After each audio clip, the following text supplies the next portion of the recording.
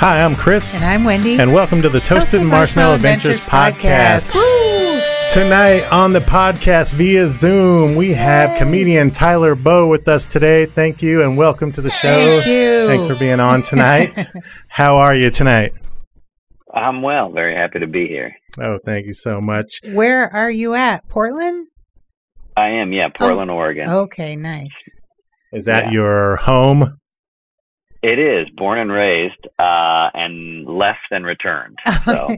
Children on the wall behind you, I think. Yes, pics. we are in our downstairs office room. So, we got some pictures of the kiddos in the back. And nice. Now, how many kids? I was going to say Portland is awesome. But go ahead. Which is why we're back. But two kids. I've got a son that's 9 and a daughter that's 6. Oh, nice. Awesome. 6.5. She would correct me. 6.5. Oh, yeah. When you're that age, you can't leave out halves and quarters or even eighths. Yeah, seriously, counting months. Yes. What were you going to say about Portland? I just awesome love place. Portland. Yeah, it's an amazing place. So where did you left? Born and raised, then left and came back? Yeah, so my wife Miranda did grad school in Boston, so that took us to Boston. We were there for about 5 years. Boston. And then, after that we moved to Los Angeles and we lived there for about 5 years and then made our way back here to Portland. So. Wow. What was LA like for you? It was good and bad. I mean, there's ups and downs, I think, to any city. I'm glad I experienced some of the different cities and places that we lived for sure. LA, I mean, it's so much bigger. Yeah. Traffic is always bad. The weather's pretty amazing. I mean, you know what I mean? You move down there and coming from a place where you're like, oh, I love the seasons and all that. And then you go down to LA and people are like, don't you get tired of just the sun and you kind of don't. You feel like you should, but it's not bad. Although it is weird. I think a lot of people have expressed that it warps your sense of passage of time. Okay. Because a lot of times when you're talking with friends or something, you're like, oh, I remember that thing that happened. That was last winter, or that was that was in the fall. I remember because it was cold and but in LA, it's just like. You're like, oh, it was sunny and 70, and you're like, it could have been anytime, any given day. Yeah. I remember we moved there in February, I think, and the day, we left Boston and there was 3 feet of snow. So you went cross country and drove? Yeah. When we moved, we drove, wow. And it was a crazy experience because that week there had been just a crazy snowstorm, one of those, once a decade storms that came up through Texas and dumped snow on Texas and Eastern through a third of the country got hit, and a lot of places that weren't used to it. So it was just a nightmare. And then we got to LA, and the day we arrived, I think it was 80, and we went swimming. That's so weird. Yeah. Jeez. So we drove through this devastating storm, ice, snow, all that. We get to Los Angeles. That's swim trunks and sunblock in February. Yeah. That's how we've been here between last week and this week. Last week it was 70. People are planting gardens. Yeah. This week it snowed. Yeah. Yeah, we had the same thing that fake out, oh, here it comes. And then I think Sunday night or Monday morning, we got 3-4 inches of snow, which wow, is not very typical for Portland. So wow. Yeah, this is the new weather that we're all enjoying. Yeah. Yeah. Well, we went to LA at one point and went to the Comedy Store and the Laugh Factory. Yeah, and we were just overwhelmed with how long everything takes to get to. That was our main thing, holy crap. Yeah. Well, I grew up in California, but I've been in Idaho for almost 20 years. And so, going back, you just sort of okay, this is what it's like being around a lot of people all the time. Yeah. the biggest lie in LA, I think it's like 20 minutes. Everyone was like, oh, 20 minutes, like 20 minutes away. You're like, oh yeah. If you have a helicopter, maybe, I don't know. Yeah. How are you getting anywhere Yeah. in 20 minutes? So what did you do in LA? You did a couple TV things and yeah, I feel like I had some pretty quick opportunities when I first got to LA. I mean, I'd been doing stand up for I don't know, I have to do the math now. Like probably 8 or 9 years maybe when we moved there, maybe 8 years. But I got a few opportunities like to shoot some pilots and stuff like that. And help with writing one that never really got off the ground. Wow.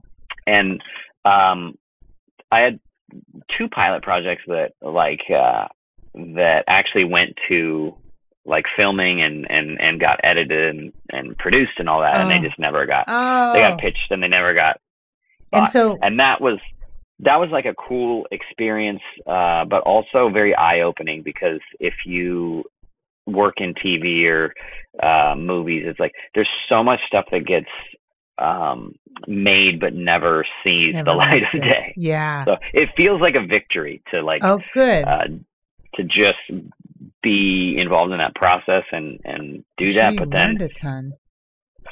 I've always been very cautious about telling people about like what I'm working on, because especially in LA, because there's so many like maybes and almosts and near misses. So yeah. You know, afterwards I'd tell friends, oh yeah, I did this pilot, it never went anywhere, but it was cool or whatever. Yeah. Instead of like jumping on social media, you know, people can Look make what them feel I'm like doing. Yeah. Hey, I got this big announcement coming. And then people be like, hey, what happened to that show? Like, yeah, it never worked out. Yeah, nothing happened. Do you get paid at all during that time? I mean, is that all just free? Well, it depends on the project. I mean, if it's a legit like produced like studio, I mean, you should be getting paid. Everyone should be getting paid. Yeah. But I definitely, one of the projects that didn't go anywhere, I did not get paid. Wow. And it was funny because I came in as talent, just as a comedian actor. And then myself and one of the other comics that got hired, he was hired because he's a really strong writer.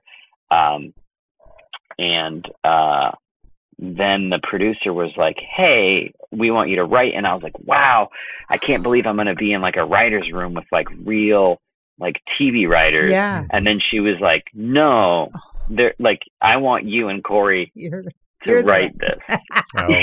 Yeah. And then I was just like, it was one of those things where like, it was just that like the light bulb goes on like, oh, one, I'm in over my head sort of, but also two, I'm like, oh, this isn't nearly as professional as I thought it was. Yeah. Yeah. Or cool.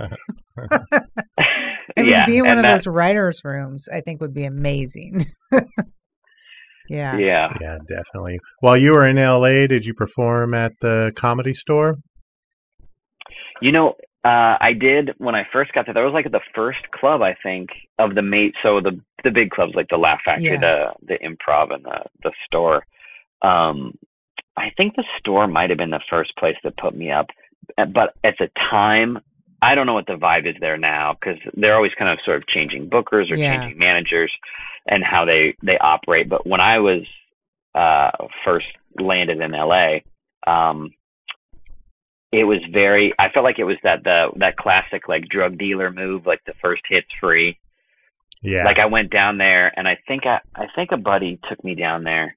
But anyway, the first time I went to the Comedy Store, they were like, "Oh yeah," and they put me up, and I was like, "Wow, I'm getting on stage at the world famous Comedy Store," and of course, I got on stage I think at like 2 a.m. Yeah, you know, there was like 6 exhausted tourists, you know, drunk tourists in the crowd. But I'm doing it, right? This is the world famous Comedy Store, and then I came back the next week. And I can't remember if I got up the second week. But then the guy that was booking at the time was this guy, Tommy. And he was like, yeah, come back next week and we'll get you up. And it was weird because it was a comeback, you know, Monday night, 8:30, da-da-da-da. And it's just such a chore to get down there, right? Because it takes forever to get everywhere. Yeah. And then you got to pay for parking. Yes. And you'd come to the store, and Tommy'd be like, "Oh, I'm going to get you up. Just hang out." And then you'd hang out for hours until your car is going to expire, and then you're like, "I got to go plug the meter." Like, "Oh, please don't let this be like when he's going to have me." Right. So I'd run out, I'd plug my meter, I'd come back, and I'd sit there for like hours. And in LA, the parking doesn't expire. Oh. I don't think. Maybe it's midnight or something like that. But it just feels like, in Portland, you plug a meter till like 7 p.m. or 8 p.m. and then it's fine. Your car's fine. Yeah. But LA, it just like goes forever. Anyway, then I kept coming back and I wouldn't get up. "Oh, come back next week. We'll get you up." I wouldn't get up. And then I'm like, it's like there was this weird game at the time, like, how bad do you want it or something? I don't know. Yeah. But a lot of comics experience this where it's like the first hit's free, like you'd get up once or twice. Yeah. And then they would just string you along. And it wasn't not like an ego thing or anything, but you're like, if I'm not getting on stage, what am I doing here? Yeah. I'm not. But also I don't know, this comedy store had a weird vibe sometimes, just like sort of didn't feel like that I was the right fit. So I gravitated more towards how the vibe changes and every club's a little different too. Like, and I think different comics gravitate towards different clubs. Yeah. So, and you find the right fit. Where was your spot?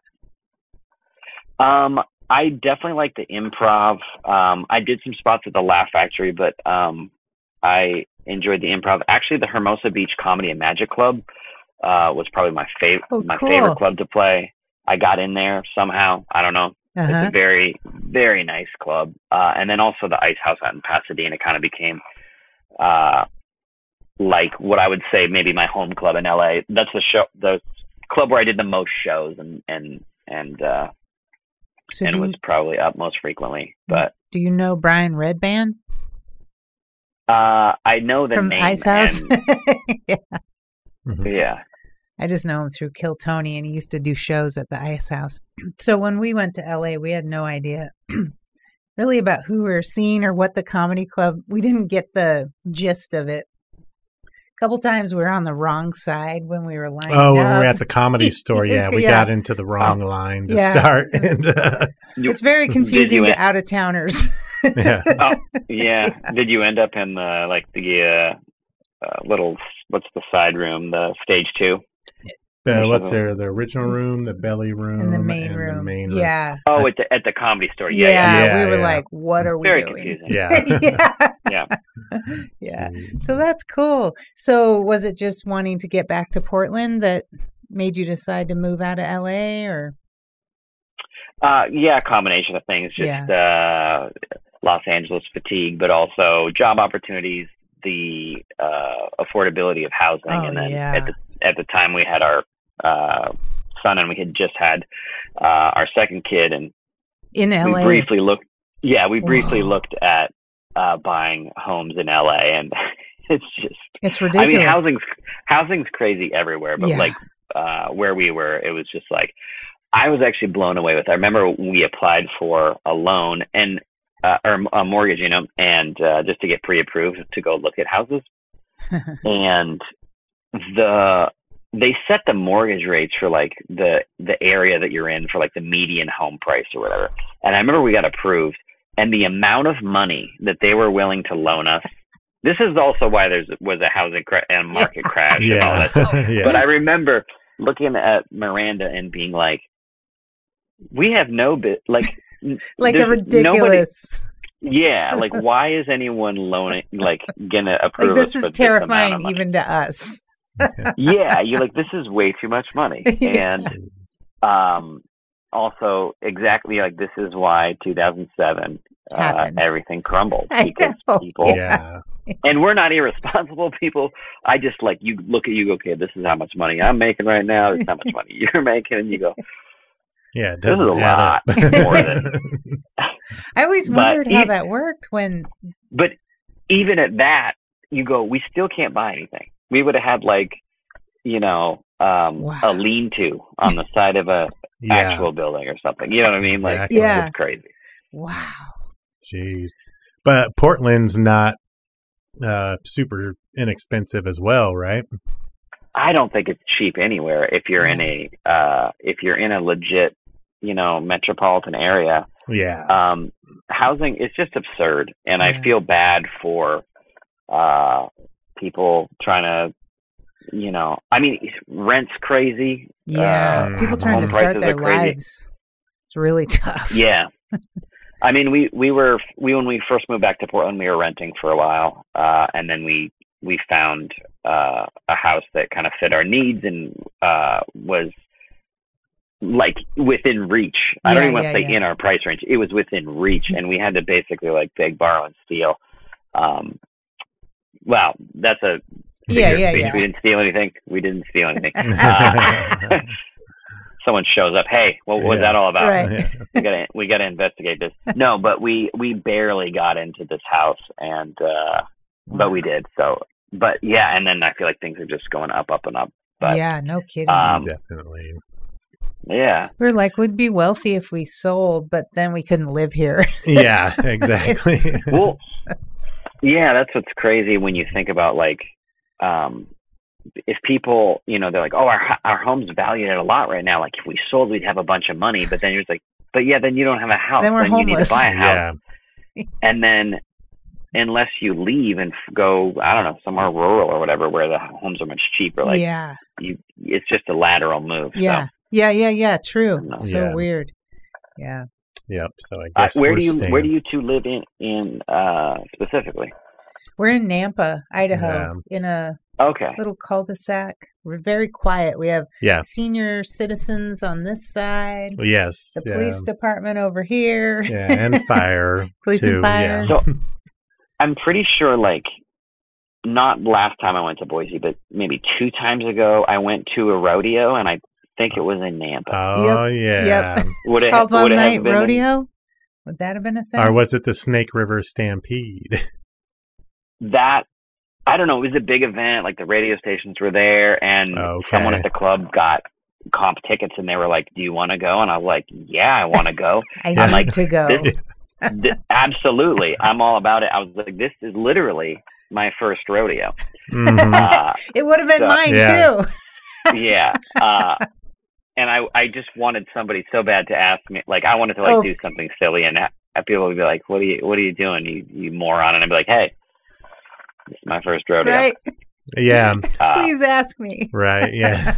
Yeah. Yeah. I'd never been to a rodeo till I moved to Idaho. I've still never been. I worked for Frito-Lay for a long time, and the beef jerky they sold at the time, Oberto, was sponsored by professional bull riders. So we'd always get free tickets every year to go to the professional bull riders, and it's like, screw it, let's go, free tickets.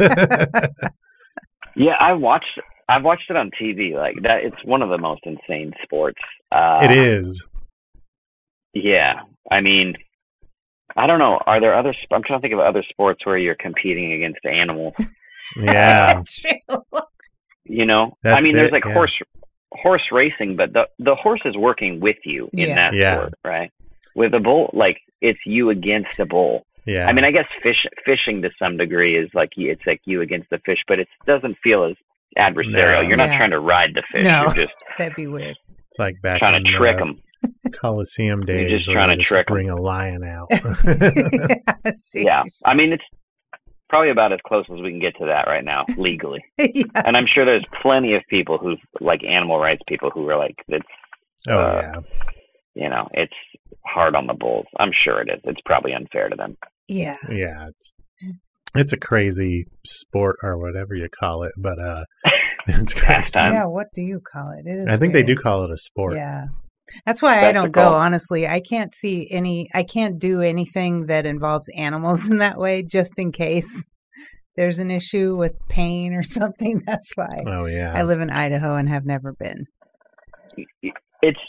Although it is one of the only situations, I think, where, like, I don't really watch car racing, but when there's a bad car wreck, I feel like even though, like, people are like, ooh, and they feel bad, like, oh my gosh, it's this terrible thing. When someone gets like kicked by a bull or like really horned or something like that, I feel like people in rodeo go, he was asking for it. Yeah. You know what I mean? Like, Yeah. you know, all right. they're, yeah, it's one of the sports where if there's a severe injury, people kind of go, probably shouldn't have been on that boat. Up.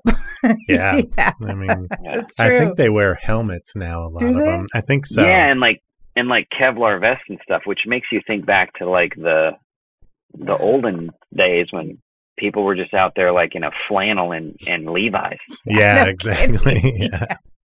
Have a little bit of protection now. Yeah. So how many times have you been to Boise? Couple? More than I can count. Oh, so, really? Wow.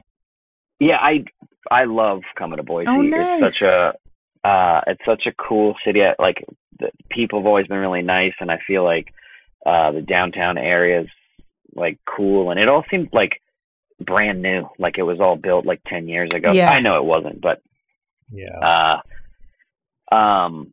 no, I think one of the first clubs that I got in was the Boise Funny Bone. Back, Oh, wow. Yeah. Okay. Back I've in the been day. there. So A while ago. I think I came out with, I don't know if either of you know Susan Rice. If you don't, you should. She's Okay. absolutely hilarious. She's fantastic. I think I came out to MC for her. And at the time it would have been like a break-even deal, like for the plane ticket. Or I think if I drove or if I flew, either way it would have been. Yeah. It would have been a wash money-wise. But I was just like so excited at the opportunity to, one, work with Susan Rice, who's like a legend and very like well-regarded comic in the Northwest. She's just absolutely fantastic. Mm-hmm. Can't say enough good things about her. And she's like my comedy godmother, by the way. Nice. I'm gonna just, she was at the first open mic that I did in Portland. Oh, wow. Yeah, and she was like headlining like closing the show, but she stepped outside after my set and chatted with me real quick and was just like so inspiring, and I was like, awesome. It was super cool. Yeah. Anyway, I came out to the Boise Funny Bone, and I worked like I was emceeing, and then I think the next time I came back as a feature act, and then I featured there a few times, and just kind of worked my way up. And then when that club closed, I was like, oh man! And then I've worked basically at every iteration of the clubs. Yeah. So have you been to the lounge? No, this will be my first time, so Cool. I'm super excited. Yay. Yeah. About that. Do you know Jen? Jen used to help book some of the other like clubs previously. So, yeah. Oh, awesome. Yeah. So, but I'm stoked to be coming to the lounge, and I've heard nothing but great things about how everything's been going with that. And of course, I know Jen's like puts on great shows and is a great producer and very funny, and so excited to be working with her again. Yeah. And I also, because I've been to Boise, like there's like places where I'm like, oh, I'm gonna go eat at this restaurant, I'm gonna go get breakfast at Big City, you ever go there at the Big City Cafe? I never have. I thought you were going to say Goldie's. No, I've never heard of it, actually. No. Oh, they got Where great is breakfast, good coffee. It's I don't know the cross streets, but it's you know where the bridge is, where like that skate park is. Yeah. Yeah. It's kind of over there. That's another thing. Okay. I used to skateboard. Yeah, and, I was reading that. Okay. Yeah, And beatbox and nunchucks. I mean, all these things. We went on a deep dive. Doesn't everyone have a nunchuck phase when you get into nunchucks? Oh, that's right. None. I said numb. Nunchucks, yeah. It's none. I was like, this is an interesting combo. And ballroom dancing. Yeah. Oh, well, you're looking at you must be looking at my like we are acting resume or something like that. Yeah, I took some ballroom dance, little foxtrot, little nice. What else? Waltz and with the nunchucks. Well, not at the same time. It's way too dangerous. It's dangerous for your partner, really. So tell us about skateboarding. Oh, I used to skateboard. So like when I travel now, I go around and like I'll go like come to Boise and they've got these like crazy skate parks. And I'm like, oh my gosh, I should bring my skateboard with me. And then I watch the skaters and I'm like, yes. Yeah. This is why I don't skate anymore, because you fall so much. It's inevitable. Yeah. And when I was younger, like a teenager, you fall. I don't ever remember. I remember like going out skating all day, like every day. And I remember going out and there'd be days when I would try something like a trick or something and just slam so hard and think like, oh my God, I think I broke my arm. Then you stand up a couple minutes later, you're like, all right, I'm okay. But like, falling so hard and then getting up the next day and just going and skating again. Like I don't ever remember calling my buddies and being like, hey, I'm kind of sore. I'm gonna Not unless you're in a cast. No, it was crazy. Like there'd be wounds from the previous day, like scabbed over, and you just I don't ever remember being like sore or needing to, take the weekend off because I really went hard on Friday. Like I don't know, but I also feel like if I did bring a skateboard to like say the skate park at Boise, and I fall, break my leg or something like that, just that phone call, I can't imagine that phone call to my wife. Like, sorry, honey. Hey, Miranda, what's going on? Yeah, everything's fine. I'm in Boise doing these shows here, but I'm in the hospital. Broke my leg skateboarding in the skate park, trying to be a youngster. I don't think it'd go over well. Idiot. So you still have a skateboard though? I do. Mike, I gotta, get my kids on it, teach them. Nice. A few little tricks. Great. It's a great sport, and it teaches, I think, a lot of persistence and I mean, just because the tricks are so technical. Yeah. You got to just. If you're prone to giving up, it's not the sport for you. No, not at all.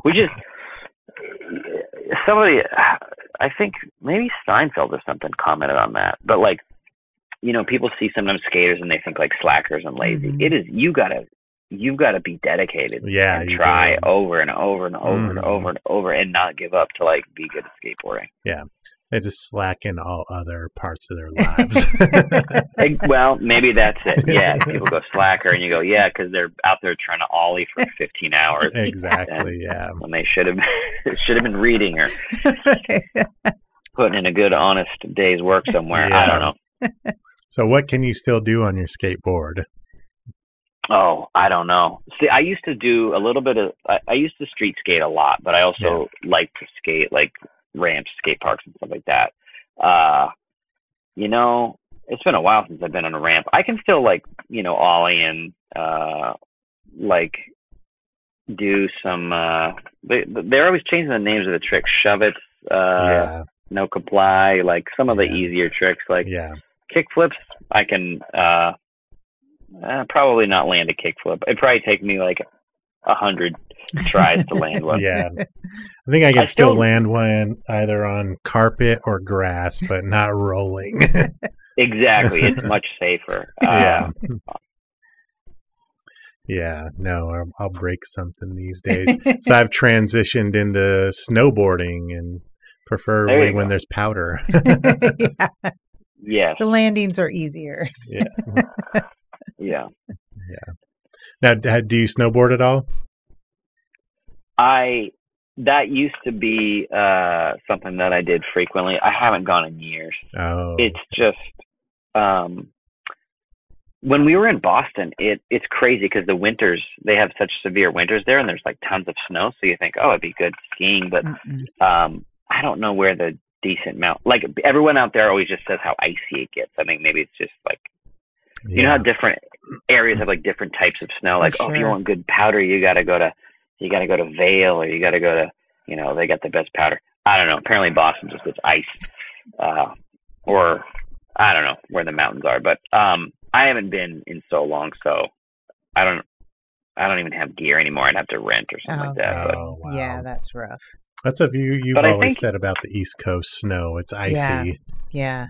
I've never boarded out there. I've only done it on. Yeah, just a lot of. Yeah, I don't like that. That's terrifying. Yeah, The older it's you get, the fast. scarier it gets. Yeah, definitely. So let's talk about your beatboxing. Yeah, here. what? So Amazing. yeah. So were you did you compete or was it just a hobby? The acapella group, right?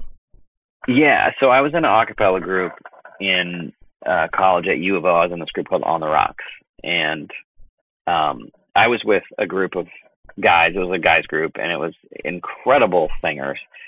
And I am like a mid-level, like mediocre singer, but my vocal percussion beatboxing is what sold me to the group. So that was that's how I got my in. So that was good. I had such a fun experience in that group. But we did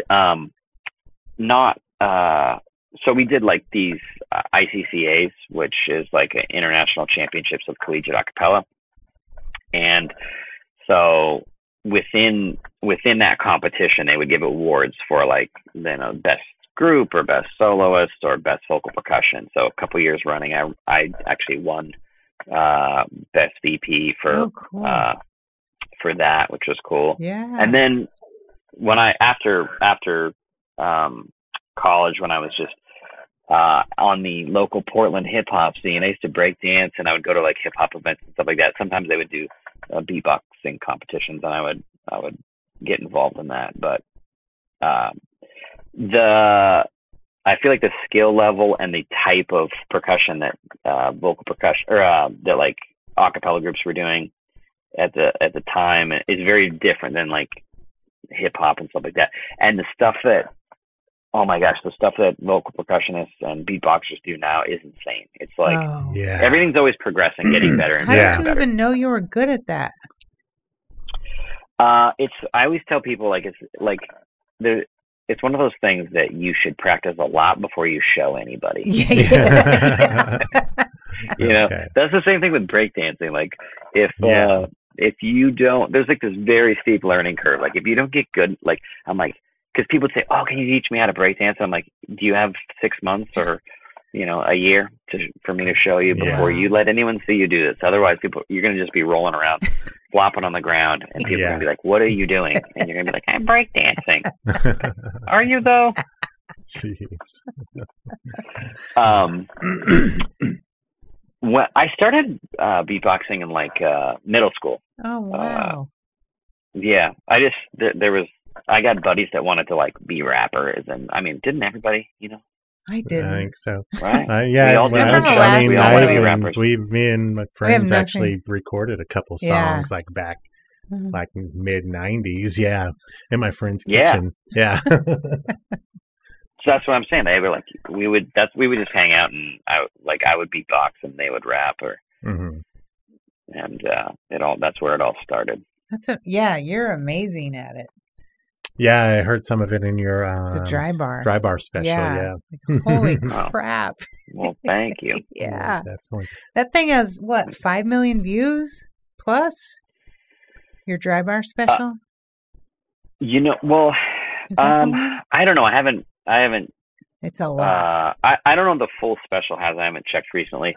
But some of the individual, like the shorter clips, a couple of them went viral. The main one about music like went viral and got like I don't know, like crazy 15 million views or something like that. But there was a clip we were watching, we're like, holy crap, 1 million views. I think that was the full special, I believe, was like at 1 million. It was insane, the amount. Like, wow, how do you do that?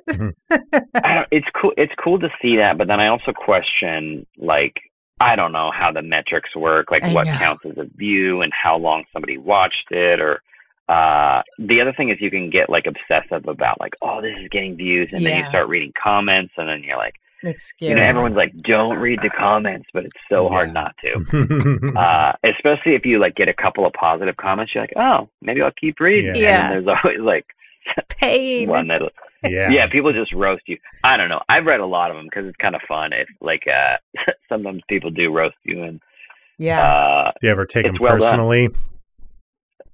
Sometimes you just gotta tip your hat. You're like, I do look like an accountant. Oh, I saw that one. Or yeah, so you read the comments too. Yeah. It's funny. Sometimes people go, "He looks like a youth pastor," and then I'll chime in and go, "Well, actually, I wasn't a youth pastor, but when I was in college, I was like a high school youth group leader at the Presbyterian church that I went to." So I'm like, "You're not wrong." Yeah. We had a comment on our Facebook page. Oh, sorry. We had a comment about my laugh on YouTube. On yeah. YouTube page. Yeah, about that lady's laugh is, and I wrote back, that lady's name is Wendy. And the guy was like, I'm so sorry. She seems very nice. Yeah, they totally backed down. Yeah. That's another thing is I've commented on comments, and then it's funny how people sometimes will pull back and they'll be like, "Oh, like I didn't, you know, I didn't realize you didn't realize like I'm a person that's here and reading this." Exactly. Yeah. So funny. Yeah. Yeah, we're not to the. And then you want to be like, how would that change your mindset if you took like 1 second to stop and think, this is a human. Is the person I'm writing this about going to read this? Yeah. Yeah, I think online people think it's anonymous or all something, and going insane. to just some computer. And but that everyone needs their opinion. There's real people with real feelings behind it. Yeah. So if we've made any point tonight here on the podcast, exactly. Yeah. Be kind in the comments. Yeah. Exactly. Please, folks. I can't change my laugh. Yeah. But you can change your hair, which I love, by the way. Oh, thanks. Oh, thank you. Yeah. This was Do you do your own color? Yeah. Yeah. That's amazing. Yeah, she does. This was after her hairstylist gave her some really crappy color, and so she's like, I'm just dyeing the whole thing. I came home crying from the hair lady about a week ago. Oh, I was like, I'm crying about hair. Yeah. And Chris is like, I could be so lucky. Yeah, right. I was like, what do you think if it's all pink? Yeah. Maybe did you just take it off for efficiency's sake? Well, I was going bald, and so I mean, it is efficient as well, but yeah, it wouldn't look good if I was trying to grow it out. And now people think he's Tom Segura sometimes. It's really crazy. I can see that, actually. Yeah. If you're a comedy fan, there's worse people. It was kind of awesome. Like. Yeah. Yeah. Yeah, I've had people. That's the thing I was going to say about YouTube. If you want to find out who you look like, just post a video of yourself doing anything, really. They'll tell on you. YouTube. And that's like people just chime in and be like, "Oh, you look like Forrest Gump," or I've heard some like Jean-Claude Van Damme, or it's usually when I got my shirt off and I'm like kicking people in the face, but right. I don't know. How does your wife deal with a traveling comedian? Is that she knew this going in, right? Yeah, it was a pre-existing condition. Okay, good. But by I don't know how people do. I seriously don't know how comics start comedy like late in life when they have already kind of like set the ground, like they've the person who's like a lawyer for 20 years and they go, I want to try comedy. Like, I guess maybe you, by that logic, like you've earned it or something like that. But I always thought of it like motorcycle, like having a motorcycle. Like Miranda's, I would say, definitely more risk averse than me. Mm-hmm. So like, but if I rode a motorcycle when we met, I feel like then you get married and you're like, hey, you know what you signed up for? I'm a motorcycle rider. This is what I do. I'm right. Yeah. I gotta have the Harley. Yeah. Yeah. So if you rode the bike before, like you could probably ride the motorcycle. But like if I came home next week and was like, I want to get a motorcycle, she would be like, you're out of your mind. Yeah. There's no way you're doing that. It's like the same thing. I feel like with comedy is it's such a high. I don't know. To me, it seems like a high risk career move. Yeah. I mean, you're probably working for a long time without getting paid when you're starting. Yeah, that's what they say. Yeah. Yeah.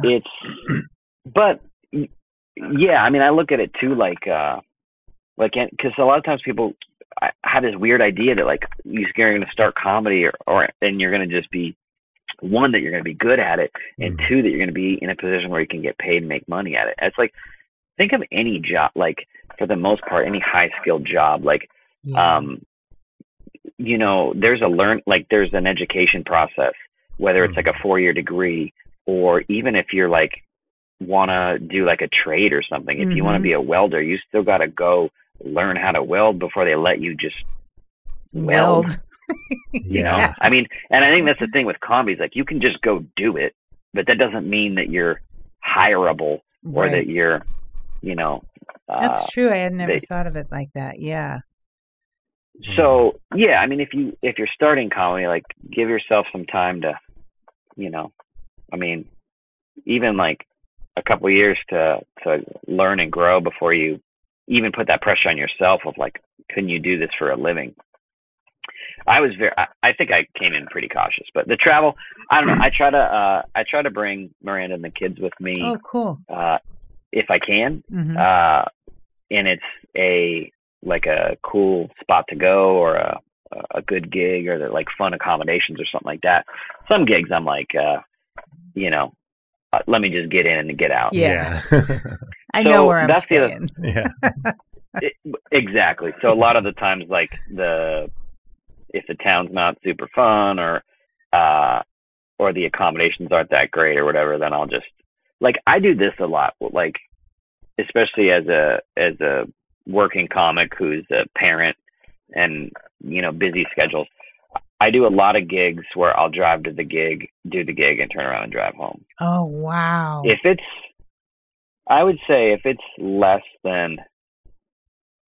within 200 miles, I'm probably driving home. Wow. After the gig. It's just, part of it is necessity. Yeah.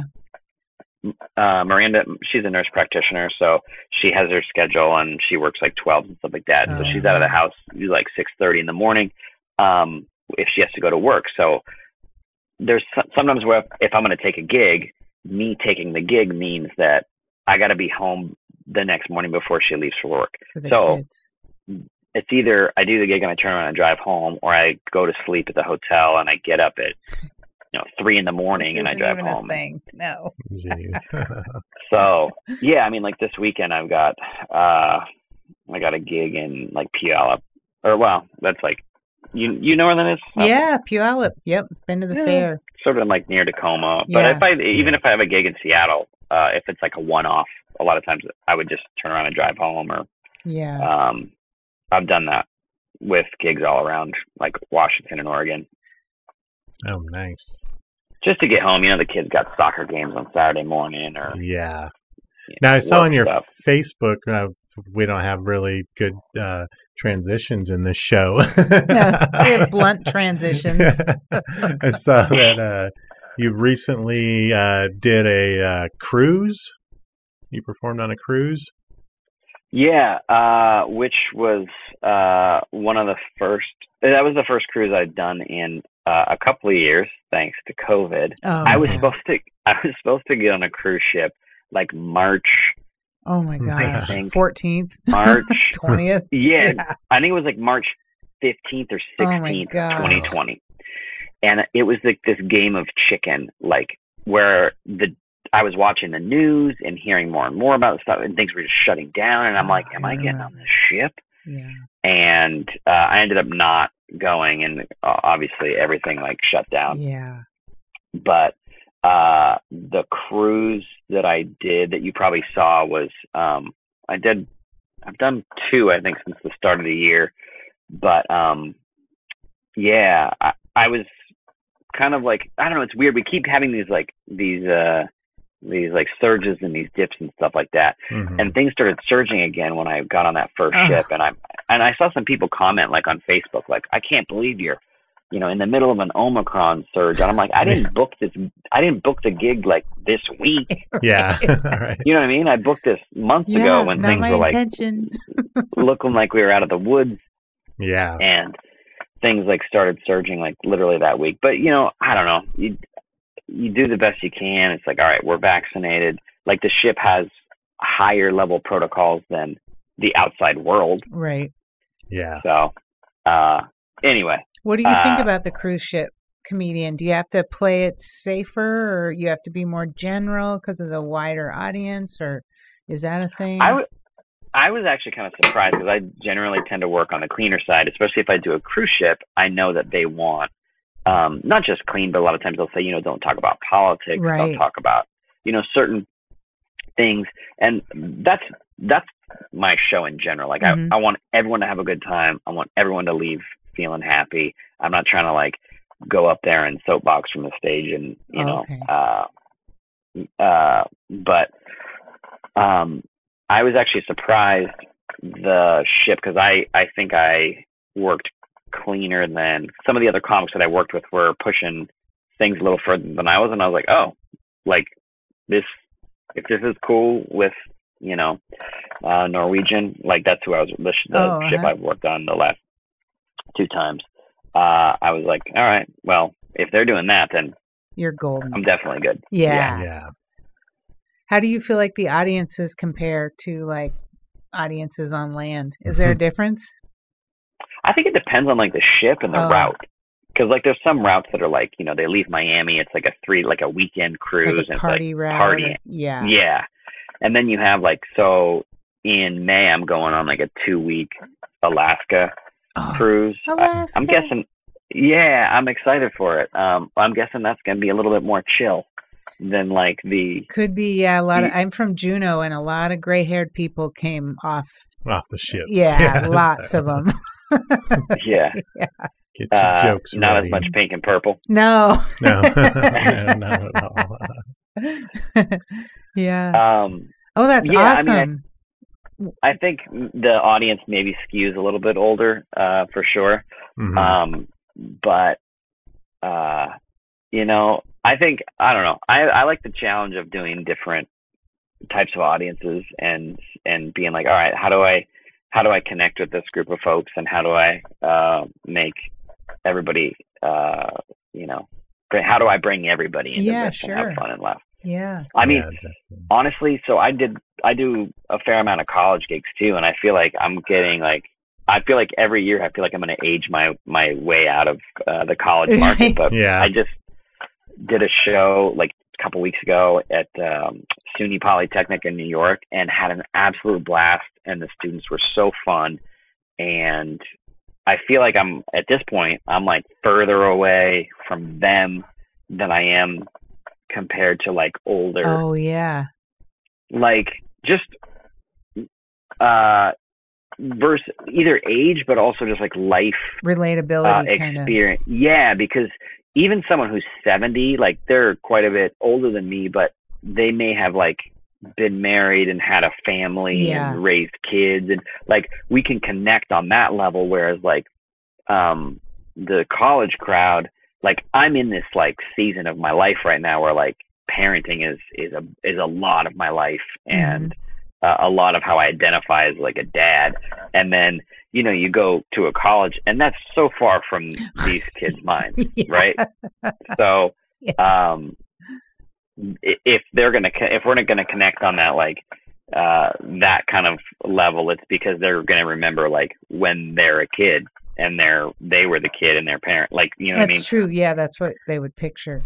Yeah. But so, you pick your material and you connect. That's the challenge, right? You go, all right, I gotta make this show a little different for this group of people than with this group of people. Mm-hmm.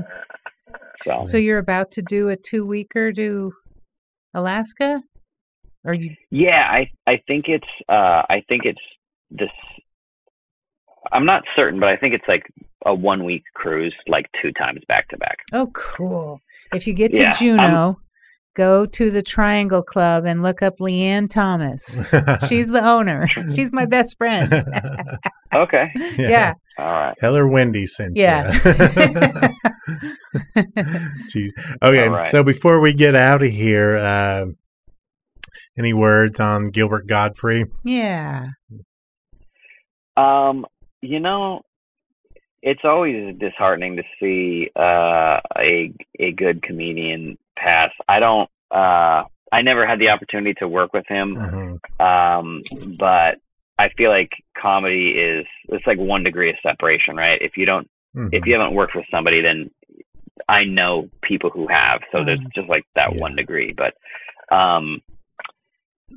you know, I don't know. I mean, he accomplished a lot.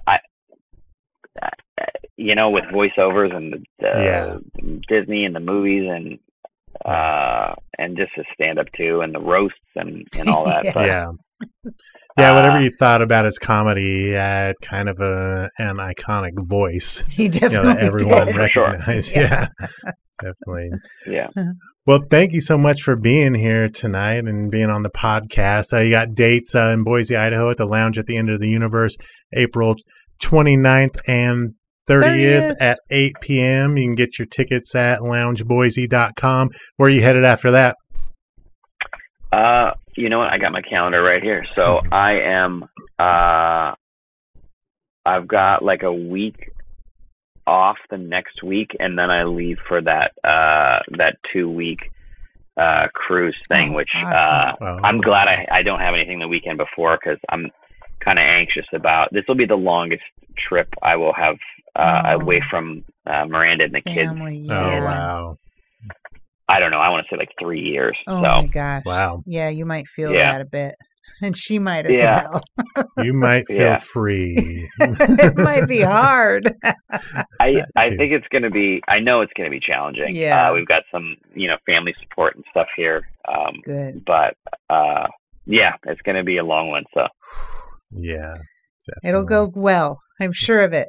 Yeah. I hope you enjoy. I hope you get some good weather and enjoy the sights a bit if you can. Yeah. Exactly. So thank you so again much for coming on the show. We'll do our outro and then we'll get out of here. I'm signing out. I'm signing off. I'm Chris Adams. I'm Wendy Mosher. #Get Toasted. Stay toasted. And thank you so much, Tyler, for being on the show tonight. We appreciate it. Have a great night. Thank you. Thank you.